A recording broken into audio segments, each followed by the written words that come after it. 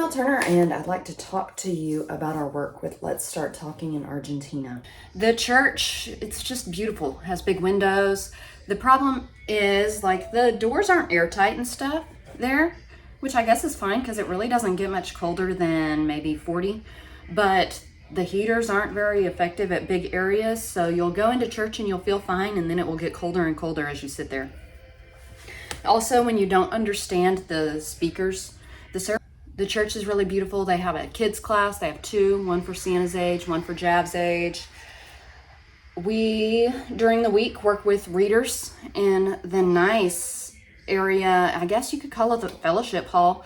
It's off to the side. It's under our apartment, and it has a lot of windows. It used to be a bar, I heard, and the church building itself used to be a racquetball court. And they put up the wall and stuff for extra security, the gates, and there's an outer door that enters into it, and then the door to the apartment, door to the church. But it's a really nice place, has really nice people. As far as our readers, we had a full schedule of readers each day. Of course, for some reason they wouldn't schedule at 12, so we had that hour open every day, and they had this 3-hour time frame. I guess you could call it a siesta. So we didn't have any afternoon readers till 3, and then we'd have them until 7. And the problem is, like, they were a little flaky as far as coming. So we'd usually get 2 readers cancel a day. But it was really great visiting with the readers. We would talk about some concepts from the Bible, from Luke. We were doing Let's Start Talking thanks to the 4 C's, and we were sent these packets as well as a whole canvas thing of online training. We did it a little bit, 1 weekend a month, and then we started to cram at that last month, and there was a lot there. Most of it was like FYI stuff that it may be helpful for you. And then there was a lot of training, like how to be ready for a different culture, and how to talk with readers, what your perspective should be about the readers. We aren't teachers, they aren't students. We get the same books as the reader. So our funds buy books for the church that we go to, as well as our books. But we are supposed to have these seed thoughts that we're working toward. Some examples of some seed thoughts for lesson 1. Luke believed he was writing about true events. Lesson 2, God can do anything. Lesson 3, Luke believed he was writing history. Lesson 4, Jesus was man. Lesson 5, Jesus was God. Lesson 6, Jesus was as human as we are.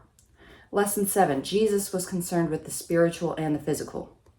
So we have these things, but we have passages to read with our readers.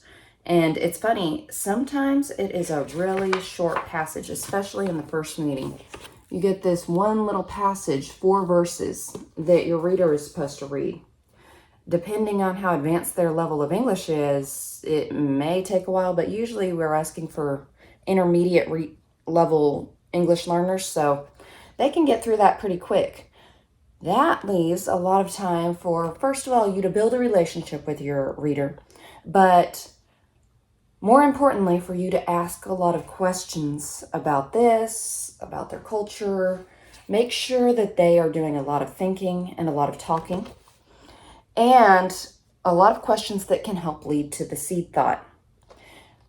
They have some new words that they expect may be new for the reader, and you would go over that. And they have some, like 3 questions for each section. And you see if they can answer those. A few are multiple choice, or a few are short answer, and they're really just mostly find the information. There may be one deep question that leads to the thought. Aside from that, you're supposed to think up good questions for their level of English that can help lead to that seed thought, or help them understand more about our belief, the truth about Jesus. All these sections are on Luke, and we did try to think of questions in advance. As a teacher, sometimes I'm better at thinking of questions on the fly, knowing who I'm working with.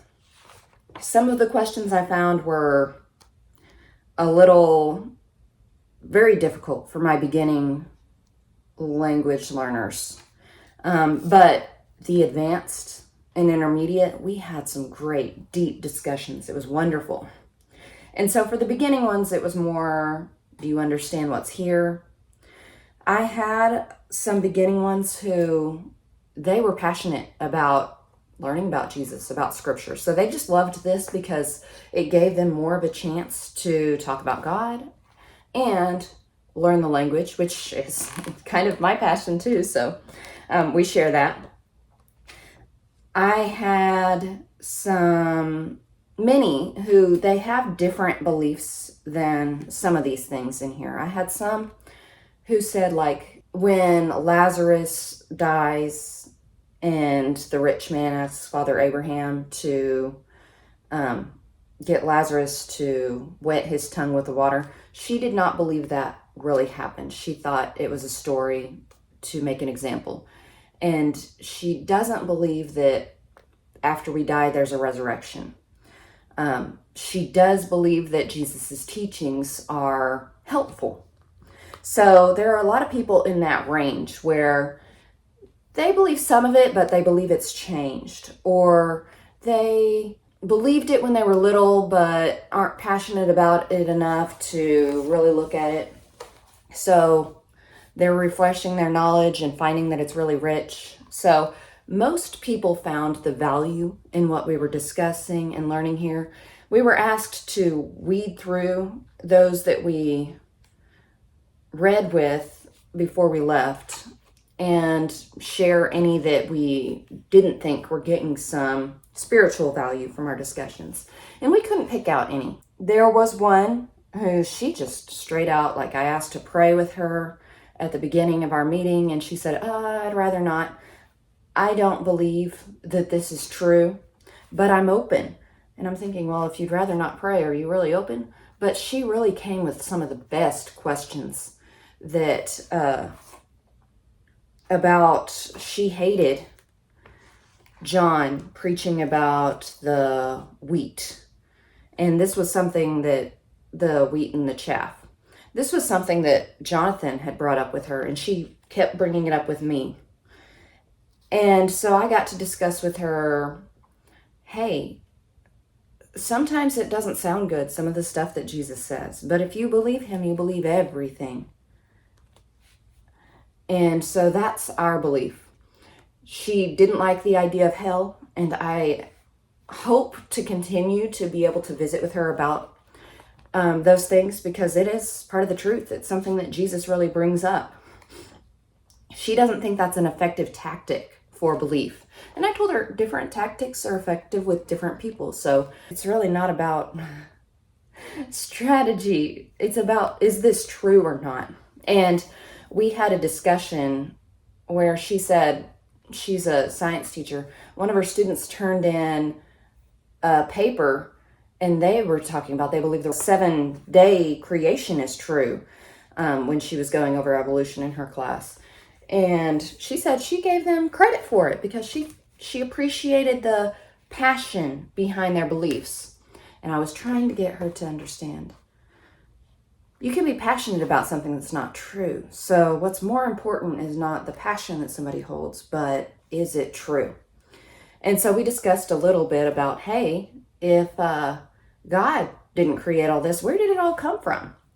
But those were some of the most exciting discussions. I had another man, he loves reading The Economist, and so he has a very high level of English vocabulary, even though he denies it. And so he would ask a lot of deep questions about culture, politics, and I had another lady who, she was very consistent. I met with her the most. She just said it's hard to find people like this who you can have good, deep conversations with. And so I feel very sad about leaving her there. But our goal was to point them to, hey, you can have good conversations here with the church members. They will have good conversations. So hopefully they will make connections there. We're still praying for that. We got to meet a lot of people who were with the church, building some relations with them, mainly the people who were offering to drive us to the airport and back. We spent a lot of time with them. The guy who offered to take us to the grocery store, and he was one of the ministers. The other minister took us out to dinner a couple times. It was great getting to know them. We were supposed to host a party, except this church said instead of a party, let's do a breakfast. And we did a breakfast. Sadly, we were only there 2 Sundays, I think. We were only there the Sunday right after we got back from Iguazu. That's why we rushed back. And then the other Sunday. And then we had to leave on Saturday, actually Friday to Saturday. So we didn't get to stay through Saturday. We didn't get to see the next Sunday. So that was sad because we were supposed to be encouraging people to come to our Sunday breakfasts. We had 2. The first one, we hadn't met anybody before we went. And we had very few people. Got to figure out what Media Lunas are and meet some of the church members. The next one we had 2 readers come, and they stayed for Bible class with Jehoram. And it was a really funny experience because they were beginning level English learners. One was already a member of the church, and he had already learned Spanish. So Spanish was a second language or third language for him. He had French, Creole, and Spanish. And English he was trying to pick up. The other one, he had Spanish and a little bit of English, and I had a little bit of Spanish and mostly English. So Jehoram's trying to talk to them about perseverance. Hey, that's a big vocabulary word for a new English language learner. And our phones didn't work down there because I guess the Wi-Fi needed to be reset. So none of us could get internet to translate. And Jehoram's talking about Job. And they're like, Job? Oh, he means job. Trabajo. Yes, we know trabajo. And we're like, no, it's a person. Person. It's personal. Your job is personal. No, it's a character in the Bible. Character. What's character? Job had perseverance. Oh yeah, your job in the church is to... It was hilarious. It was funny. And the guy, one of the readers who came, he hadn't come yet to visit us, but he made a joke. We're going to have to do this for 1 hour. But he came back for the reading, which is good. And George, he felt like he had the best connection with him, and he loved his personality. So actually, most of these people, we were able to have deeper discussions with them than most of the people we've ever encountered. And the Luke selections that they read, they get straight to the point. And many readers, we would read it and they would say, this is valuable. This is rich. This is meaningful. It has a lot. And I had some questions printed that LST sometimes gave us. I wasn't crazy about them. It was like, tell about a time when you were scared and stuff. It seems elementary to me, but it's great for beginning English learners. Most of the ones I would come up with a whole bunch of connections between the Old Testament and the New Testament, and why did he do this? And all these questions that I've always had. And for the advanced readers, I'd get to discuss those. So a lot of rich and meaningful moments with this. We are just praying that our readers will continue to look into this and grow in the faith. I shared with them an app that I love to use. I got it because it's called Parallel Plus. It can show you like the NLT and the ESV and the NIV, the different versions of the Bible side by side. So I got it so that when I was memorizing scripture, I choose the words that I felt like expressed it best and memorize those, sometimes switching between versions, just depending on what sounded best. But I decided to check, does it have Spanish? And I've learned that I can read Spanish and English right next to each other. And many of them are excited about that. What's sad is I was like, he's a beginning English learner. Let me just see if I can make this work on his phone just to get him started.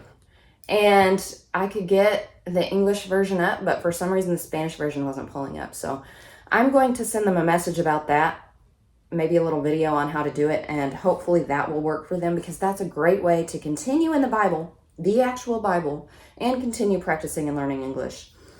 And we will have another reader come to Argentina in August. She'll stay through October.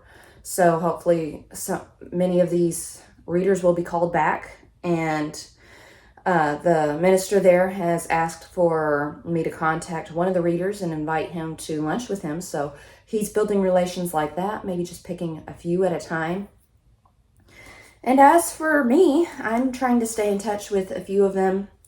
The one that is the agnostic, I really wanted to continue reading with her, but she has said that she's worried about having a consistent schedule, and it is hard because I was meeting with them 2 hours earlier than now, and I was meeting in the afternoon, evening, so I would have to meet with them at like 3 o'clock. If I was meeting with them at 5 o'clock, I'm not available at 3 o'clock during the school year, so it would be hard, but hopefully we'll stay in touch. I have one. He keeps sending me scripture pictures that he finds on Instagram.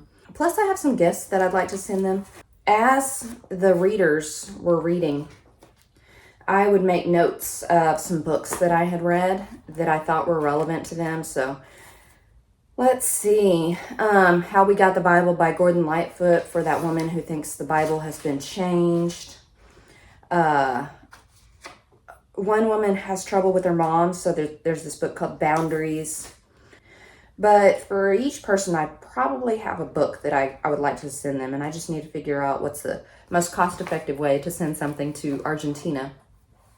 Along with maybe some scripture art gifts that we make, just to let them know that we weren't there just for the fun of being there. We were there because we love them, and we hope that our time was meaningful.